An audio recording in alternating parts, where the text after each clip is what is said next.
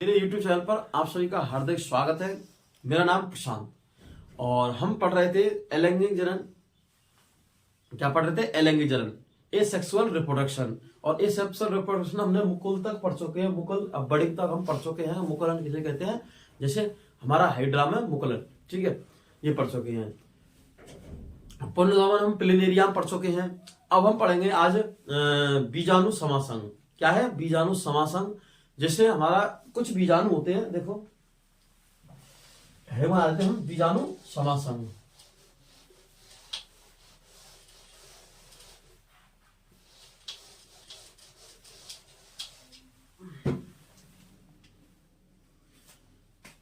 बीजाणु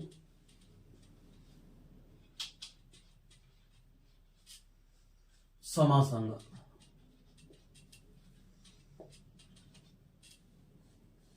और इसको इंग्लिश में बोलते हैं स्पोर फॉर्मेशन। स्पोर फॉर्मेशन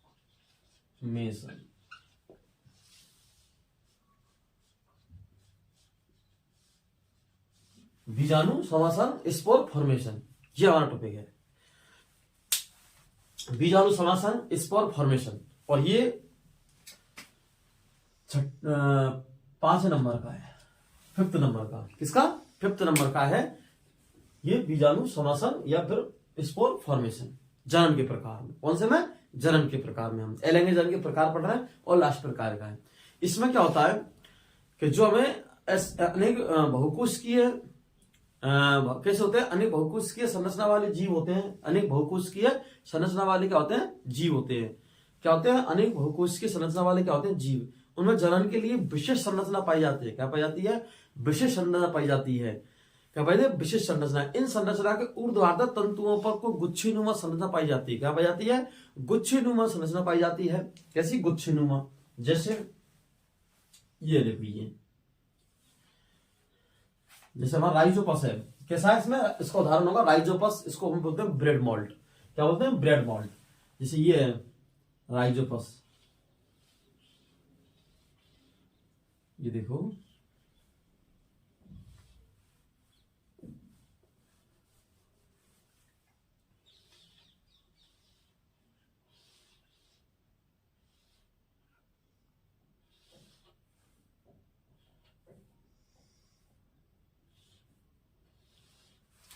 ये हमारा क्या है? Rhizopus bread malt. इसमें क्या है? ये बीजाणुधानी पाई जाती है, स्पोरेंजियम। क्या पाई जाती है?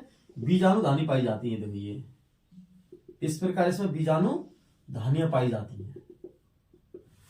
ये क्या है? राइजोपस है। क्या है ये? राइजोपस। राइजोपस है। इसको हम ब्रेड मॉल्ट बोलते हैं, ब्रेड मॉल्ट, ठीक है। इसे हम ब्रेड मॉल्ट बोलते हैं। ये क्या है? राइजोपस है। क्या है ये? राइजोपस है। और राइजोपस में क्या होता है? ये हमारी क्या है? बीजाणुधानी है। कैसी है? बीजाणु धानी। और बीजाणुधानी में क्या बनता है? बीजाणु। क्या बनते हैं? बीजाणु। ये तो हमारी पूरी क्या है? बीजाणुधानी है। और ये बनते हैं हमारे बीजाणु। क्या बनते हैं? बीजाणु, जिसको बोलते हैं स्पोर। क्या बोलते हैं? स्पोर। और इसको बोलते हैं हम स्पोरेंजिया। स्पोरेंजियम। क्या बोलते हैं? स्पोरेंजियम। स्पोरेंजियम है, स्पोरेंजियम बोलते हैं बीजाणुधानी को। और ये क्या है? बीजाणु है। और ये हमारा क्या है? राइजोपस ब्रेड मॉल्ट है। अब इसमें क्या है? इसकी ये संरचना है राइजोट, राइजोट्स, ठीक है। इसमें क्या होता है? किसमें? राइजोपस में। राइजोपस में क्या होता है? बीजाणुधानी में बीजाणु बनते हैं। क्या बनते हैं? बीजाणु बनते हैं। और ये बीजाणु आगे वृद्धि करके नए जीव उत्पन्न करते हैं। क्या करते हैं? आगे जीव उत्पन्न करते हैं। कैसे? जब कोई ये क्या होता है? बीजाणुधानी फटती है। क्या होती है? बीजाणुधानी फटने के बाद में, जैसे हमारी बीजाणुधानी फट गई, और बीजाणुधानी फटने के बाद में क्या है? फटने के बाद में इनसे क्या होता है? जैसे मैंने एक बीजाणुधानी निकाल दी ऐसे, ये बीजाणुधानी हमारी, अब ये क्या हुई? फट गई। और फटने के बाद में इसमें से कुछ बीजाणु मतलब स्पोर इधर उधर बिखर जाते हैं। क्या होते हैं? इधर उधर बिखर जाते हैं। और बिखरने के बाद में या फैल जाते हैं, इधर उधर चारों तरफ फैल जाते हैं, ऐसे मान लो। फैल जाते हैं, और फैलने के बाद में ये जो स्पोर होते हैं बीजाणु, इनके ऊपर एक मोटी भित्ति परत होती है। क्या होती है? जैसे ये हमारे बीजाणु हैं, और इनके ऊपर एक मोटी भित्ति होती है। क्या होती है? मोटी लेयर होती है, एक पर मोटी भित्ति होती है। ये जैसे माना कि अगर कोई ऐसा लगेगा इनके परिस्थिति क्या है, इनके प्रति क्या है, अनुकूल नहीं है, या फिर इनको नुकसान पहुंच सकता है, तो इनकी क्या मोटी भित्ति भी क्या करती है, इनकी रक्षा करती है, जिससे ये लंबे समय तक बने रहें। क्या? लंबे समय तक बने रहें जब प्रतिकूल परिस्थिति में। ठीक है, लेकिन ऐसा कोई अनुकूल परिस्थिति नहीं है, या इनको नुकसान पहुंचाने वाली कोई परिस्थिति है, तो इसमें क्या करेंगे, ये जो मोटी भित्ति है इसे क्या करती है, रक्षा करती है। क्या करती है? रक्षा। क्या करती है? ठीक है, तो प्रतिकूल परिस्थितियों में क्या करती है, इसकी रक्षा करती है। ऐसा लगता है कोई परिस्थिति इसके अनुकूल नहीं है या उसको नुकसान पहुंचाने वाली है, तो इसमें ये जो हमारी क्या है, बीजाणु के या स्पोर के ऊपर एक छोटी सी मोटी, मतलब उसके ऊपर मोटी भित्ति है। क्या है?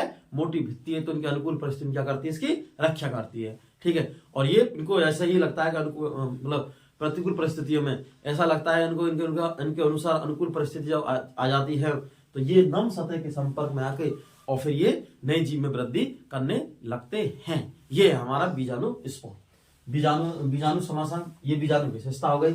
ठीक है, अब हम ये किसका प्रकार है, एसेक्सुअल रिप्रोडक्शन का।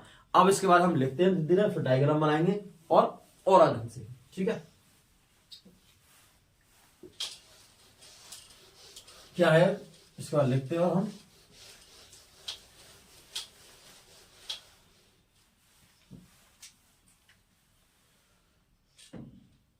अनेक, कैसे,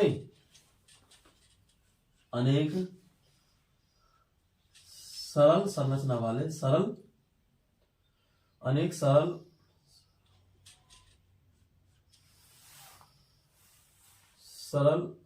संरचना वाले, कैसे, संरचना वाले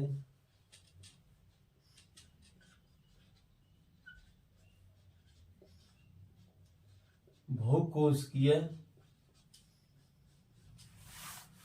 अनेक सरल संरचना वाले बहुकोशिकीय जीवों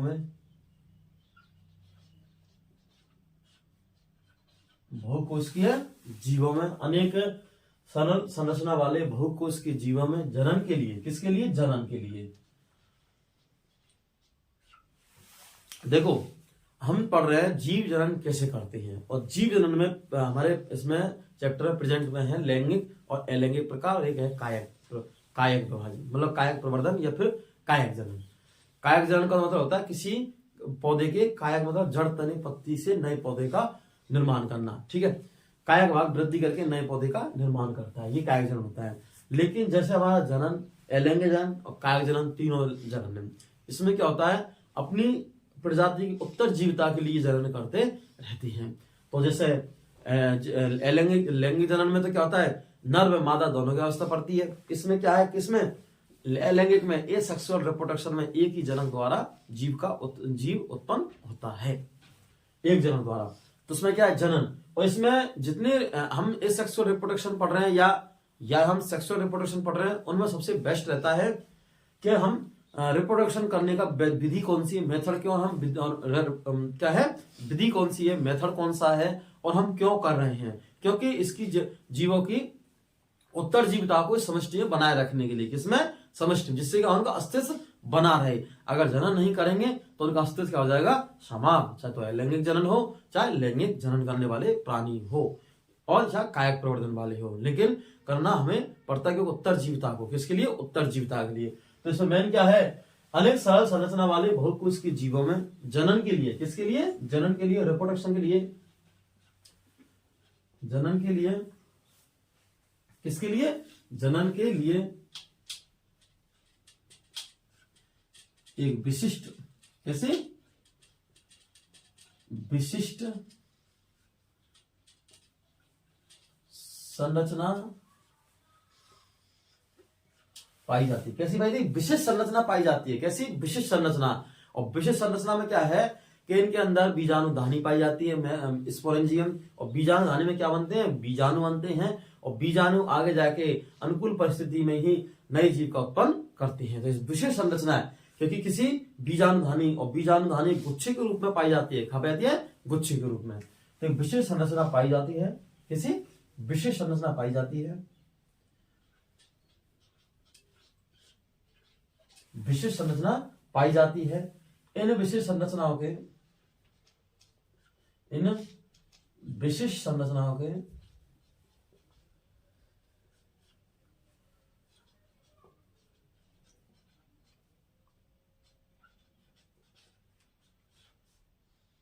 इन विशेष संरचनाओं के ऊर्ध्ववर्ध, ऊर्ध्ववर्ध मतलब ऊपर की ओर, सॉरी कैसे?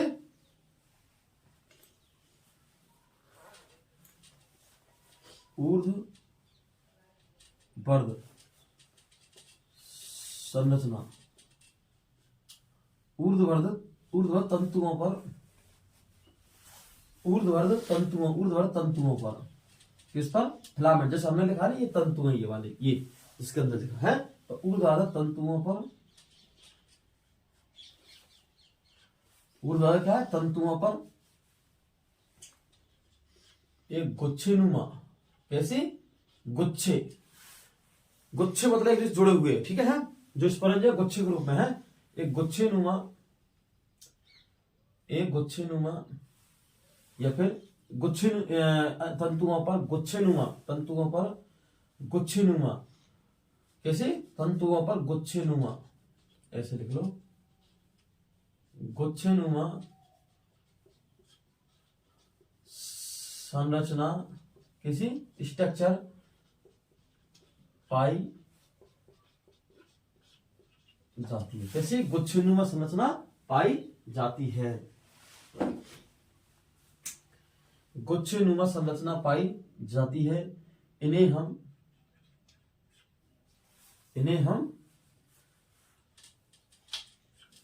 गुच्छेनुमा, इन्हें हम बीजाणुधानी कहते हैं। क्या कहते हैं?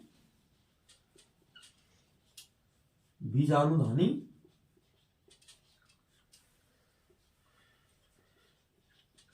स्पोरेंजियम, बीजाणुधानी कहते हैं। क्या कहते हैं इनको? हम बीजाणुधानी कहते हैं। गुच्छेनुमा संरचना को हम क्या कहते हैं? बीजाणुधानी स्पोरेंजियम कहते हैं, बीजाणुधानी कहते हैं। और इन बीजाणुधानी में बीजाणु पाए जाते हैं। कहा पाए जाते हैं? बीजाणु, जो जनन करके आगे वृद्धि करते हैं, ठीक है। ये इन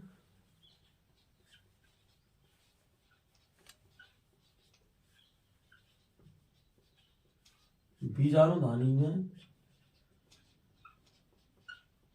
बीजाणु कैसे?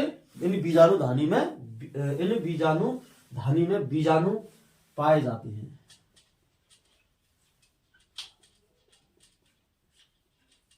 इन बीजाणुधानी में क्या पाए जाते हैं? बीजाणु पाए जाते हैं। क्या पाए जाते हैं? बीजाणु पाए जाते हैं।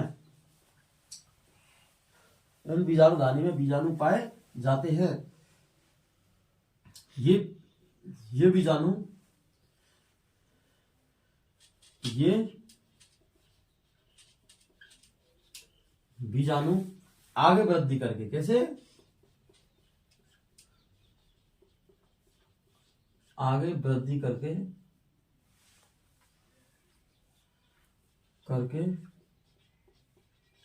नए जीव का निर्माण कर, नए जीव आगे, ये बीजाणु वृद्धि करके, कैसे? ये जीवाणु आगे वृद्धि करके नए जीव का निर्माण कर लेते हैं। क्या कर लेते हैं? नए जीव का निर्माण कर लेते हैं। नए जीव का निर्माण ये कर लेते हैं। क्या कर लेते हैं? नए जीव का निर्माण ये कर लेते हैं, बीजाणु वृद्धि।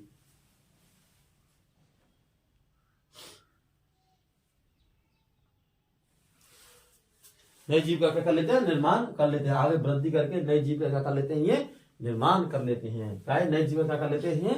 निर्माण कर लेते हैं, वृद्धि। जैसे राइजोपस, राइजोपस ऐसे, राइजोपस ऐसे बोलते हैं ब्रेड मोल्ड। क्या बोलते हैं? Bread mould.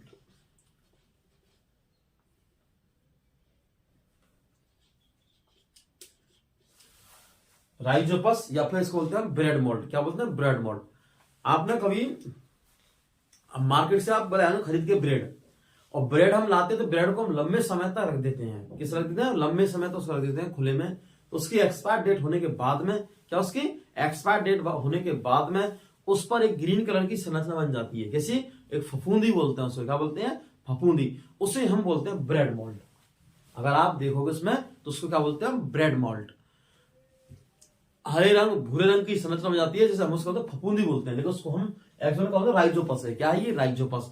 और ये धीरे धीरे आगे जाके इसमें बीजाणु फट जाते हैं। बीजाणु धानी से बीजाणु फट जाते हैं और फटने के बाद में फैल जाते हैं, फिर धीरे धीरे सारी पूरी ब्रेड को खराब कर देती है। ठीक है, ये क्या है? तो क्या है? बीजाणु समासन अनेक सरल संरचना वाले बहुकोश के जीवों में। कैसे? अनेक सरल संरचना वाले बहुकोश की जीवों में जनन के लिए एक विशिष्ट संरचना पाई जाती है। क्या पाई जाती है? जनन के लिए विशिष्ट संरचना। कैसी विशिष्ट संरचना पाई जाती है? इन विशिष्ट संरचनाओं के ऊर्ध्वाधर तंतुओं पर यह संरचना पाई जाती है। इनके ऊर्ध्वाधर तंतुओं पर एक गुच्छीनुमा संरचना पाई जाती है। क्या पाई जाती है? संरचना पाई जाती है। इन्हें हम बीजाणुधानी या स्पोरेंजियम कहते हैं। क्या कहते हैं? बीजाणुधानी, स्पोरेंजियम कहते हैं। इन बीजाणुधानी में बीजाणु बनते हैं। क्या बनते हैं? बीजाणु बनते हैं। क्या बनते हैं? बीजाणु पाए जाते हैं या बीजाणु बनते हैं। बीजाणु स्पोर पाए जाते हैं। क्या पाए जाते हैं? स्पोर पाए जाते हैं। और ये बीजाणु मतलब स्पोर आगे वृद्धि करके नए जीव का निर्माण कर सकते हैं, कर लेते हैं। क्या है? ये बीजाणु स्पोर आगे वृद्धि करके क्या करते हैं? आगे वृद्धि करके नए जीव का कर लेते हैं निर्माण, या नए जीव का निर्माण कर लेते हैं। उदाहरण क्या है इसमें? राइजोपस। क्या है? राइजोपस। इसको बोलते हैं ब्रेड मोल्ड। क्या बोलते हैं इसको हम? Bread mould. ठीक है, अब हम राइजोपस की स्ट्रक्चर बना रहे हैं। इसको मैं रख रहा हूं।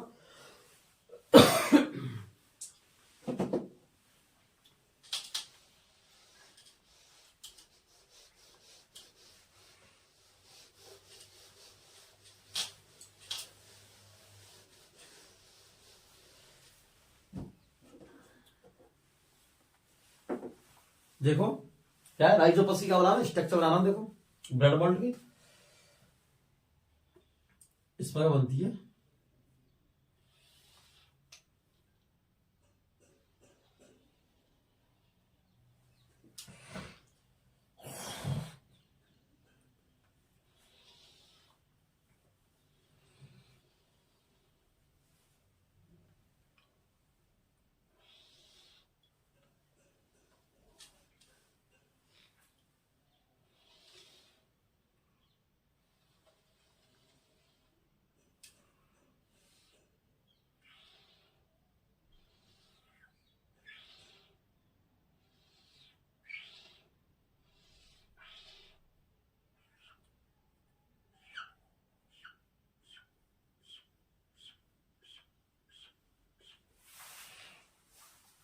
इसमें थोड़ा हम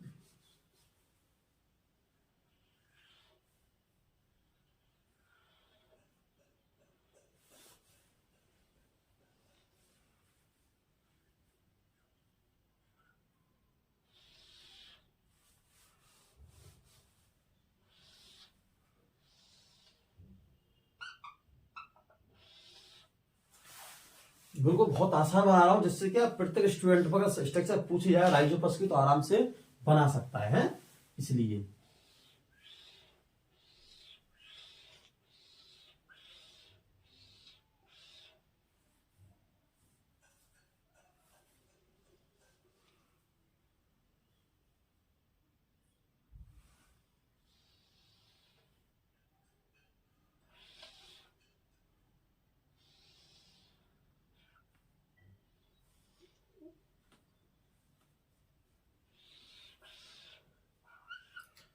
कभी कभी क्या है, कमेंट में आते हैं सर हम पर स्ट्रक्चर नहीं बनती है या फिर डायग्राम नहीं बनता है, तो फिर हम बोलते हैं बेटा आराम से सिखाएंगे आपके लिए, हैं धीरे धीरे, जिससे आपको डायग्राम बनाने में कोई दिक्कत ना हो। है ये हमारा क्या राइजोपस है। अब इसमें हम क्या बनाएंगे? बीजाणुधानी बनाएंगे। क्या बनाएंगे? बीजाणुधानी। तो अलग पेन से बनाते हैं हम। देखो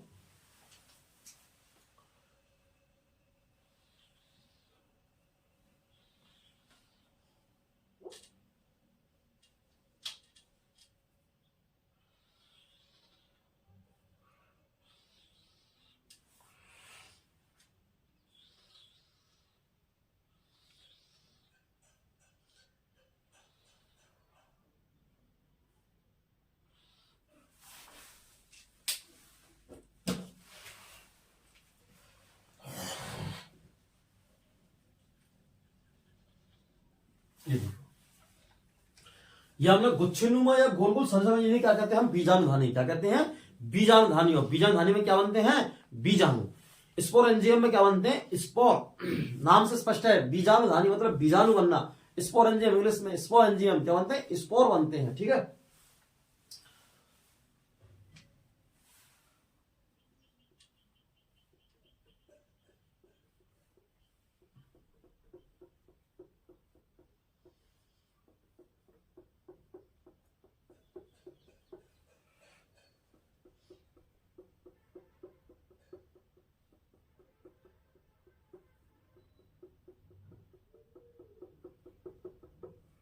ये क्या बोल रहे हैं हमारे, स्पोर।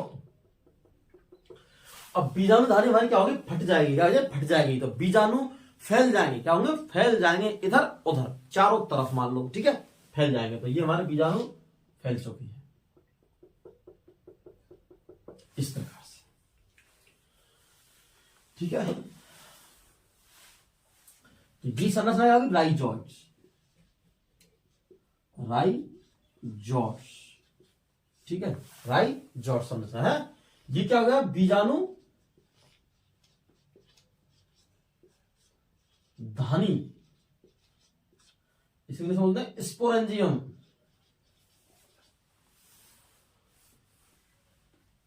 स्पोरेंजियम, ठीक है, ये क्या है हमारी, बीजाणु धानी स्पोरेंजियम। और ये क्या होगा हमारे, स्पोर। ये संरचना दिखाई छोटी छोटी, क्या क्या होगा, स्पोर मतलब बीजाणु। क्या होगा, स्पोर, बीजाणुधानी। और ये हमारी स्ट्रक्चर हो गई स्टोन। ठीक है, ये हमारा क्या है, राइजोपस है। क्या है ये,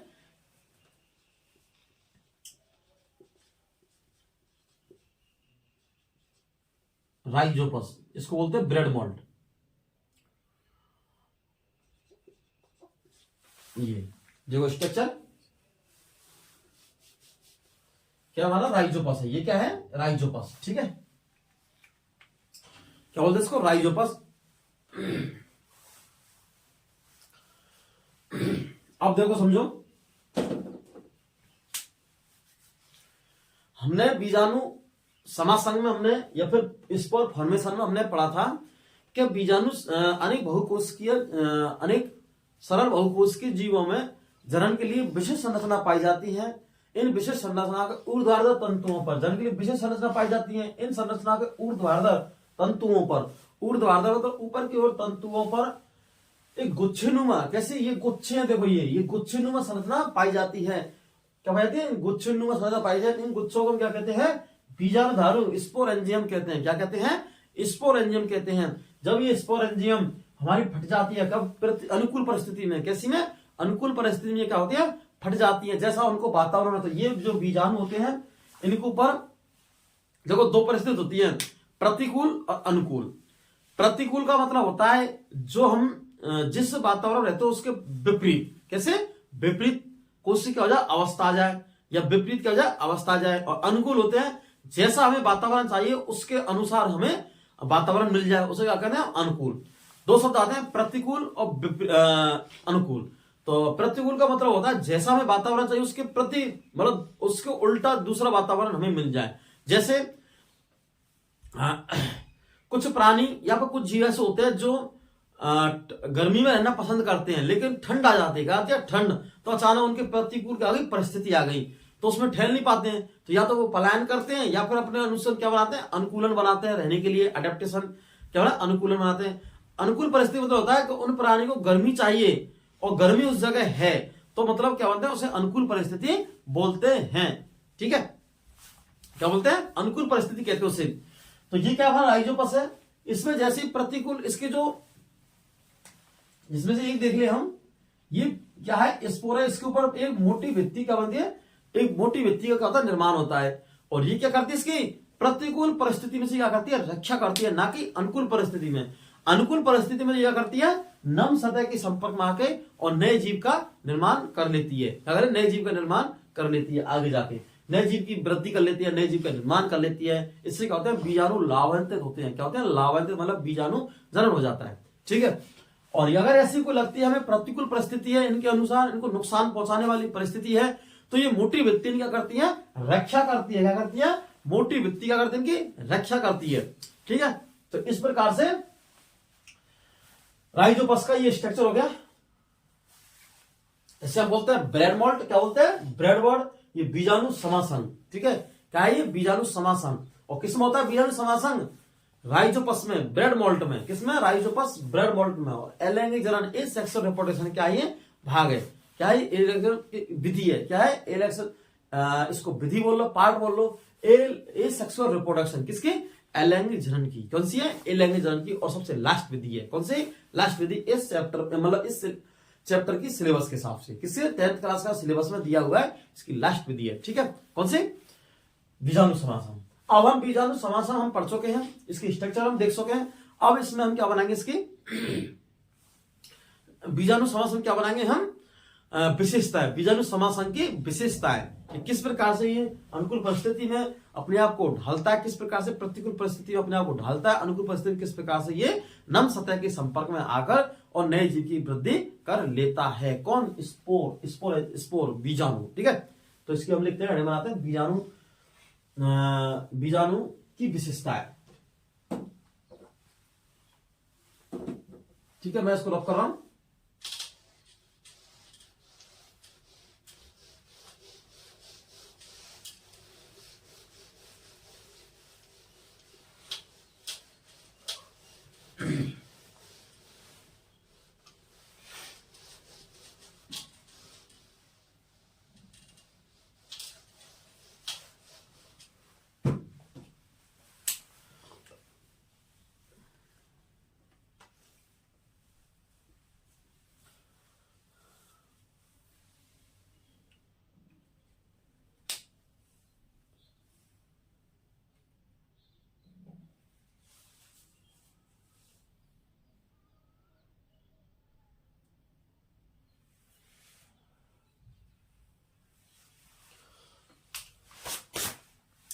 अब बीजाणु का वर्णन विशिष्ट,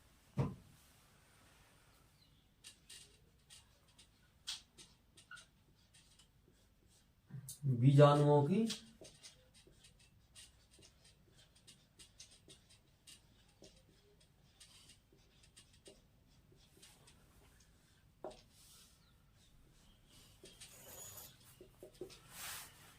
क्या है, बीजाणुओं की विशेषताएं। क्या है, बीजाणु की विशेषता है। देखो, बीजाणु की विशेषता पढ़ रहे हैं, क्या पढ़ रहे हैं, बीजाणु की विशेषता। बीजाणु के चारों ओर एक मोटी भित्ति होती है। कैसी होती है, मोटी भित्ति होती है, जो उनको प्रतिकूल परिस्थितियों में क्या करती है, रक्षा करती है। ठीक है, लिखते हैं इसमें, बीजाणुओं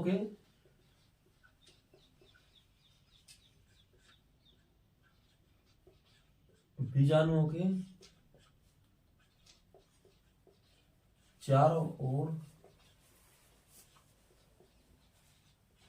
बीजाणुओं के चारों ओर, किसके, बीजाणुओं के चारों ओर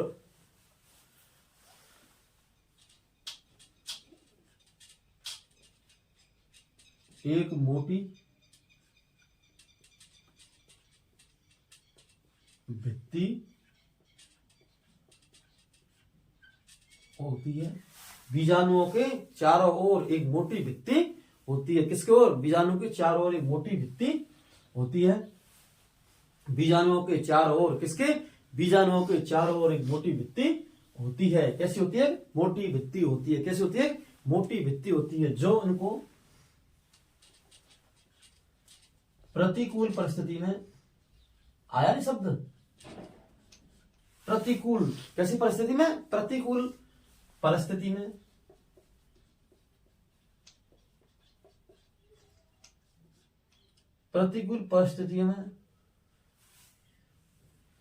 प्रतिकूल परिस्थितियों में उनकी रक्षा करती, उनकी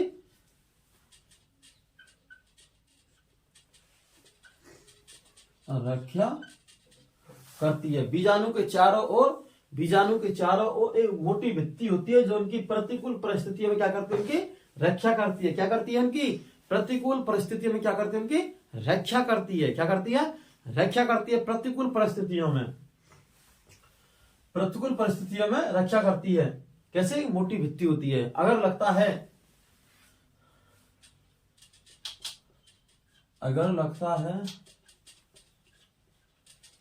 कि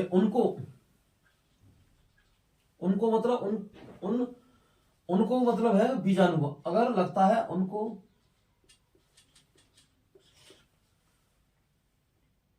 उनको नुकसान पहुंचाने वाली, कैसी? नुकसान पहुंचाने वाली, उनको नुकसान पहुंचाने वाली, कैसी? उनको नुकसान पहुंचाने वाली परिस्थिति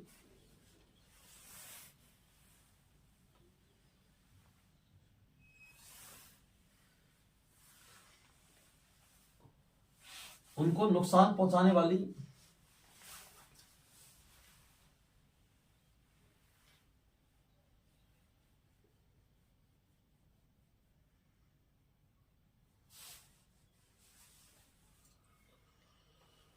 उनको नुकसान पहुंचाने वाली परिस्थितियों में, उनको नुकसान पहुंचाने वाली परिस्थिति हो, क्या हो? परिस्थिति हो, क्या? उनको नुकसान पहुंचाने वाली कैसी परिस्थितियां हो, कैसी? नुकसान पहुंचाने वाली क्या हो? परिस्थिति हो। तो मोटी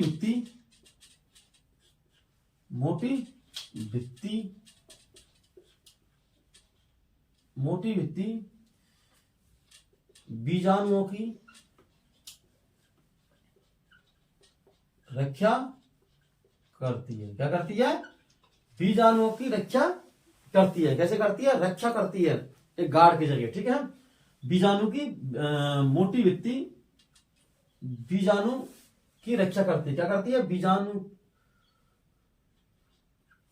मोटी भित्ति बीजाणुओं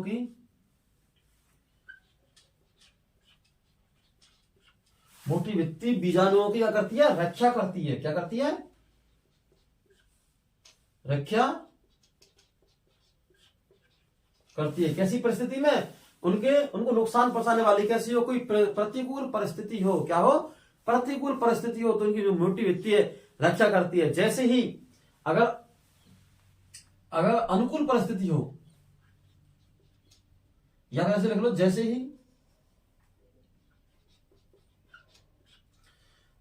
ही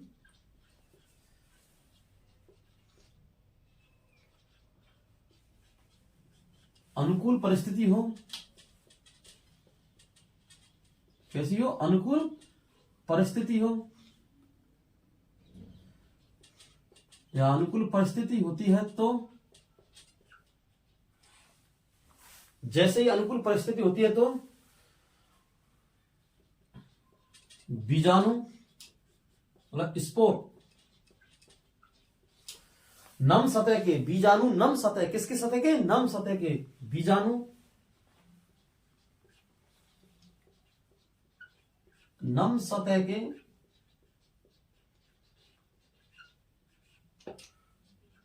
संपर्क में आकर, किसके? नम सतह के संपर्क में आके, किसके? नम सतह के अनुकूल परिस्थिति में, कैसी में?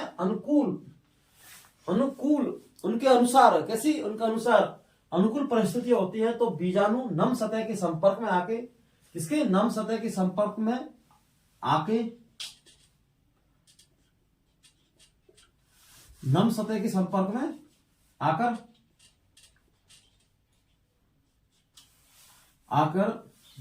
आकर बीजाणु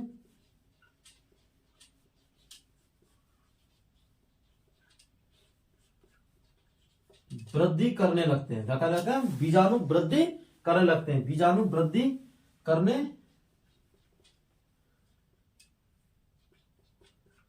नम सतह के संपर्क में आके बीजाणु वृद्धि करने लगते हैं। क्या करते हैं? वृद्धि करने लगते हैं। क्या करते हैं? बीजाणु वृद्धि करने लगते हैं। क्या करते हैं? बीजाणु वृद्धि करने लगते हैं और नए जीव उत्पन्न करते हैं। क्या करते हैं? और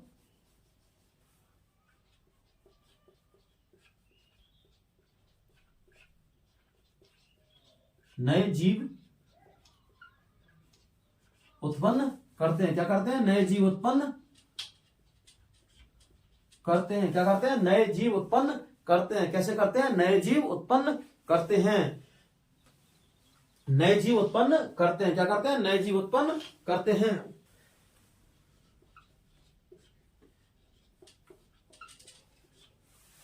बीजाणु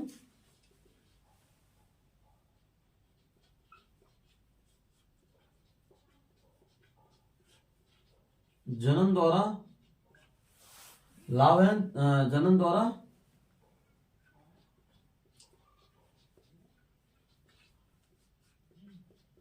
होते रहते हैं। होते रहते हैं। क्या होते हैं? होते रहते हैं। कैसी? प्रतिकूल परिस्थिति में। तो एक विशेषता क्या है? बीजाणु के चारों ओर। कैसे? बीजाणु के चारों ओर देखो,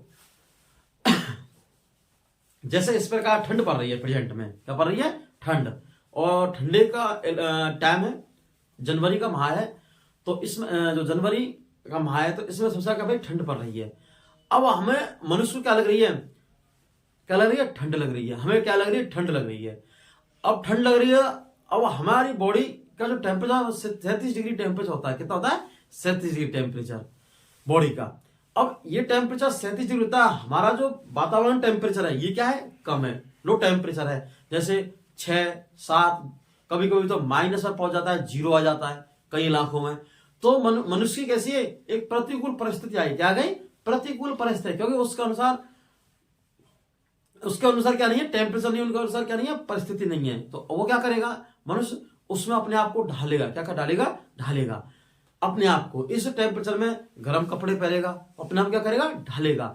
जैसे उसकी अनुकूल परिस्थिति आ जाएंगी, मतलब टेम्परेचर ही बढ़ता जाएगा, तो सारे कपड़ों को खोल के भगा देगा।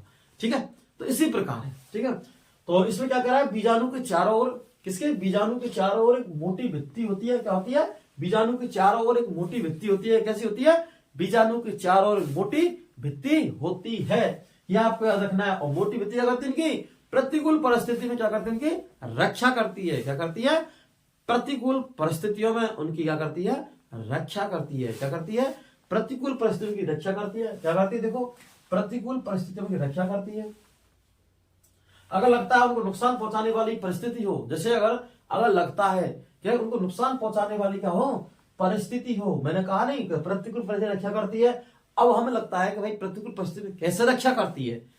आगे तो हमने लिख लिया कि मोटी भित्ति होती है स्पोर के या बीजाणु के ऊपर, प्रतिकूल परिस्थिति में रक्षा करती है। लेकिन अगर उनको नुकसान पहुंचा, हमें अब कैसे लगता है कि हमें कैसे रक्षा करती है? अब पढ़ते हैं। अगर उनको नुकसान पहुंचाने वाली क्या हो? एक मोटी नुकसान पहुंचाने वाली परिस्थिति हो।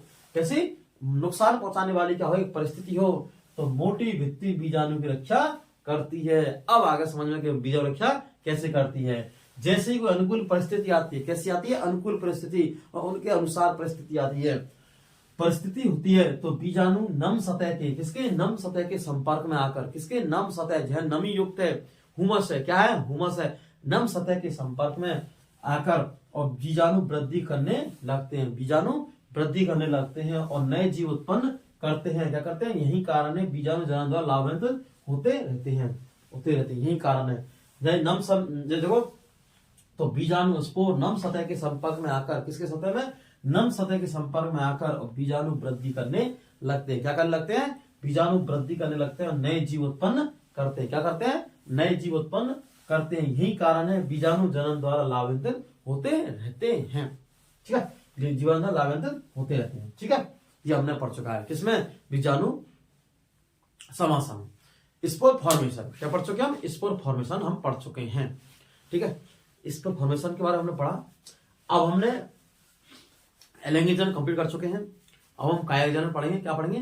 कायिक जनन। और कायिक जनन पढ़ेंगे हम ब्रायफिल्ला, पत्ता छिट्टा। क्या होता है? किसी कायिक भाग से वेजिटेटिव प्रोपेगेशन पढ़ेंगे। कायिक प्रवर्धन। ठीक है? कायिक वेजिटेटिव प्रोपेगेशन। क्या पढ़ेंगे? Vegetative propagation. प्रोपेगेशन, ठीक है, कायक प्रवर्धन। कायक प्रवर्धन किस विधि द्वारा था? ब्रायोफिल्म पत्ता चिट्टा इसका उदाहरण है। जैसे और इसमें देखो, अगर कायक प्रवर्धन की ब्रायोफिल्म पत्ता चिट्टा है कायक भाग से, तो जैसे देखो इसको रब करते हैं,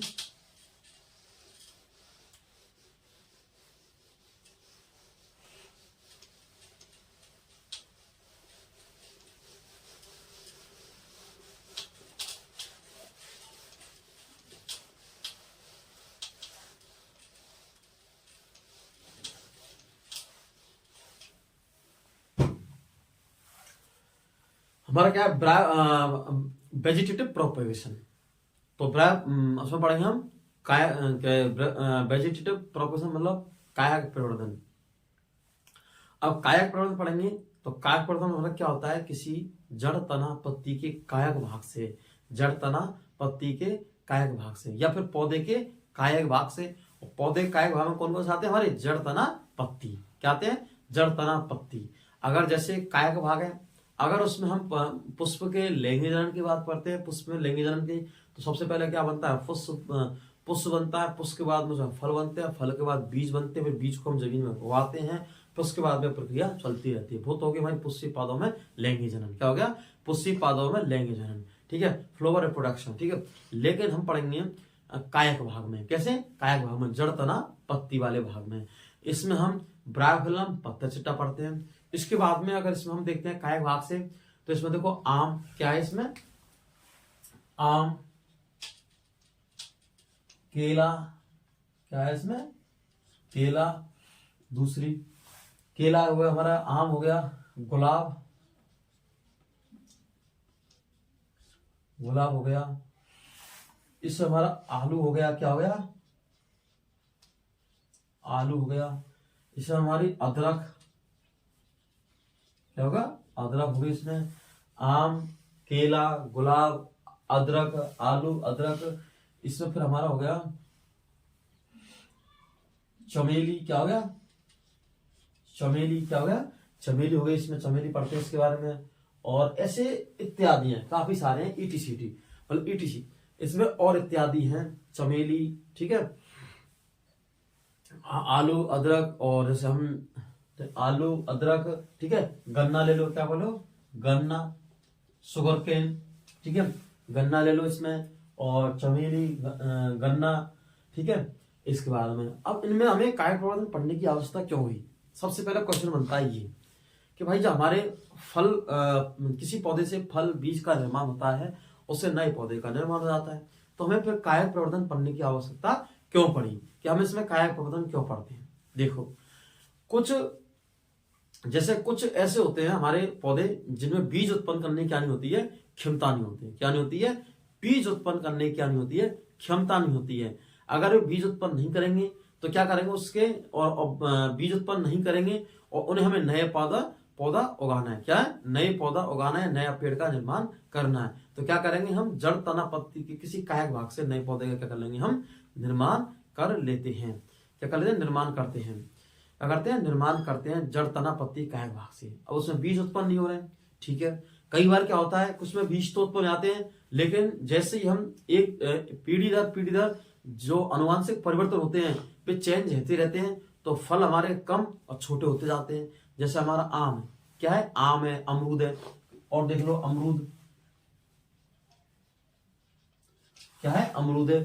अब इसमें क्या होता है मतलब पौधे में धीरे धीरे अनुवांशिक परिवर्तन, जेनेटिक्स चेंजिंग होते रहते हैं, तो इनमें क्या फल कम और छोटे रह जाते हैं। कैसे जाते हैं? छोटे और अधिक समय में लगते हैं।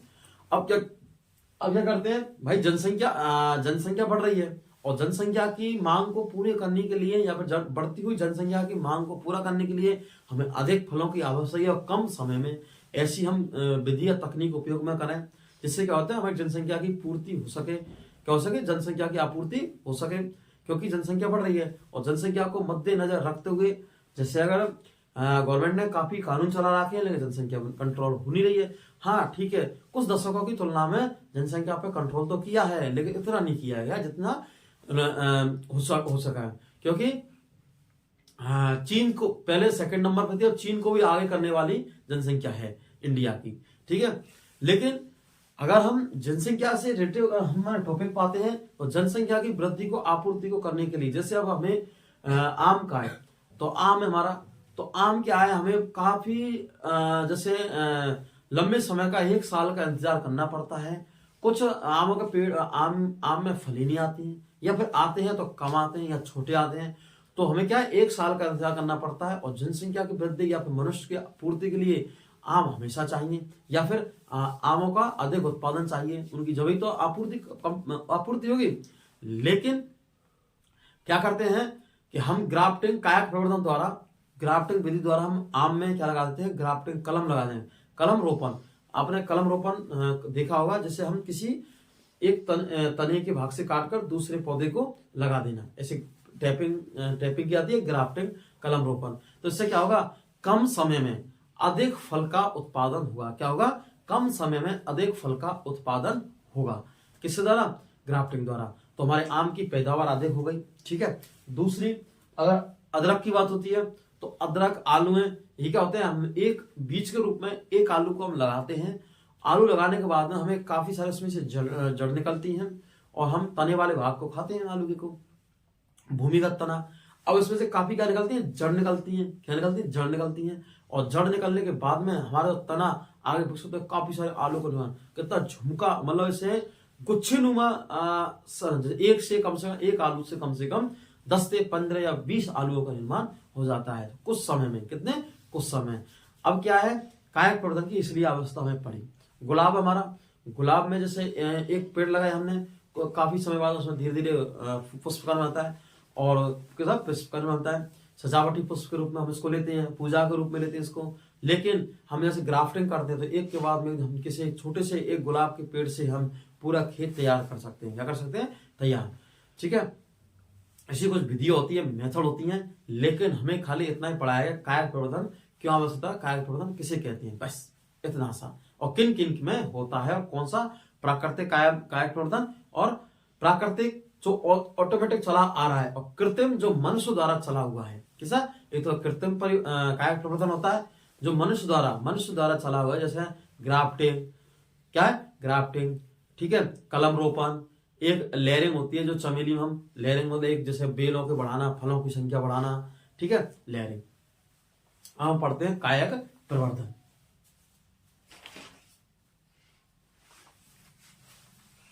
तो सबसे पहले हेडिंग बनाते हैं कायक, पौधे के कायक भाग। कैसे, पौधे के कायक भाग क्या बनाते हैं, पौधे के कायक भाग। उसमें पौधे के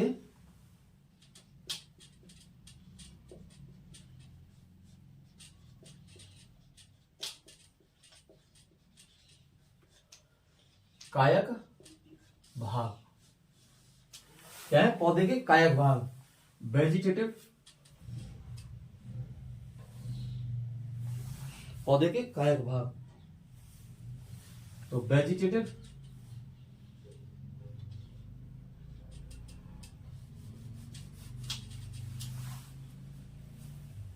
हाँ,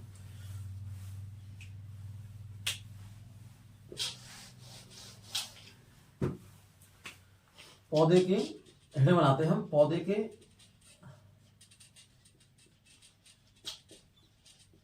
कायक भाग। क्या बनाते हैं, पौधे के कायक भाग।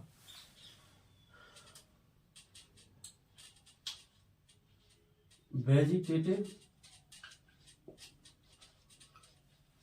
Parts of plant. ठीक है, पौधे के कायक भाग, vegetative plants of, vegetative parts of plant के पौधे कायक भाग कौन कौन से हैं। तो इसमें लिखते हैं हम,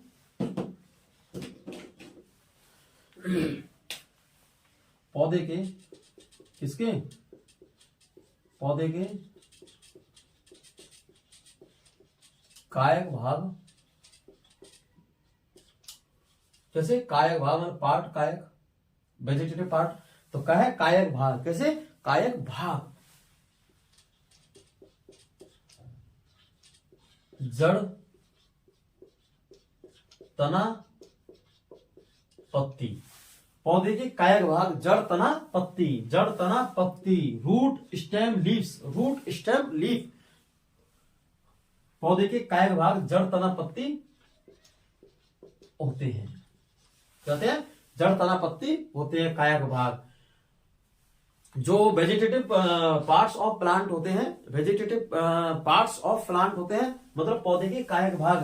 तो पौधे के कायक भाग कौन से हैं? जड़ हमारी, हमारा तना और हमारी पत्ती, स्टेम्स, रूट्स और लीव्स।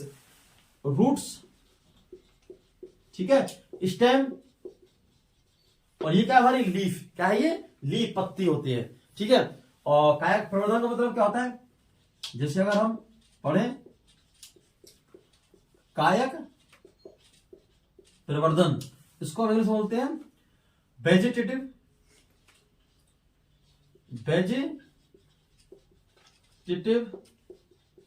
प्रोपेगेशन,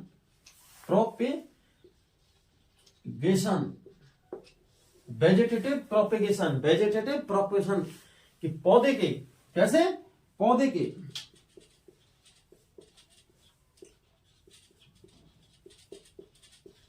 कायक भाग से, कैसे? कायक भाग से नए पौधे के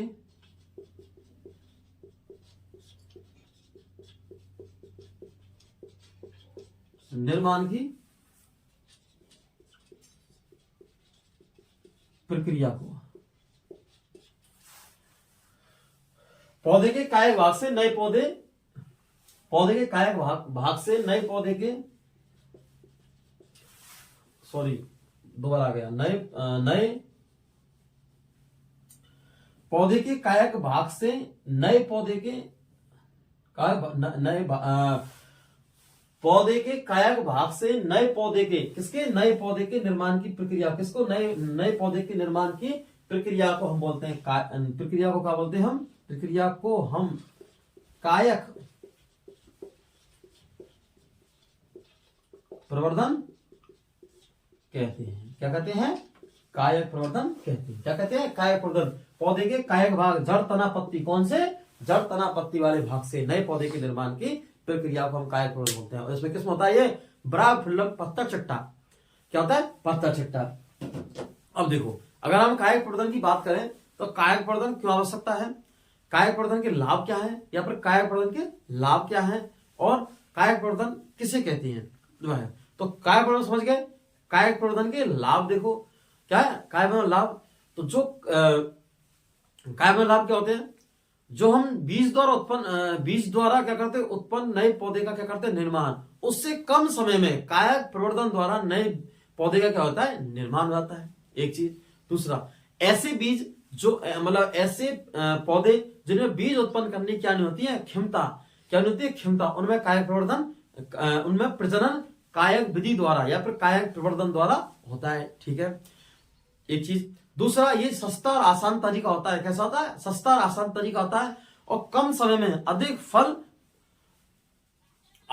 लग जाते हैं। क्या? अधिक फल, कम समय में अधिक फल व बड़े फल लगते हैं। कम समय में अधिक फल लगते हैं। कैसे?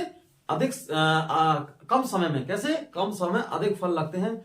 दूसरा लाभ है हमारा कि जैसे हमारे कुछ पौधे होते हैं, उनमें अनुवांशिक परिवर्तन होते रहते हैं, लेकिन कायक प्रवर्धन विधि द्वारा उत्पन्न पौधों में अनुवांशिक परिवर्तन अपने जेनिक जो जनक होता है, अनुवांशिक जनक के समान ही उत्पन्न होते हैं। कि जैसे माना कि हमने गुलाब लगाया, तो दूसरा अगर गुलाब लगाएंगे, उसी के जनक मतलब उसी के समान ही उत्पन्न होंगे फल और, ठीक है।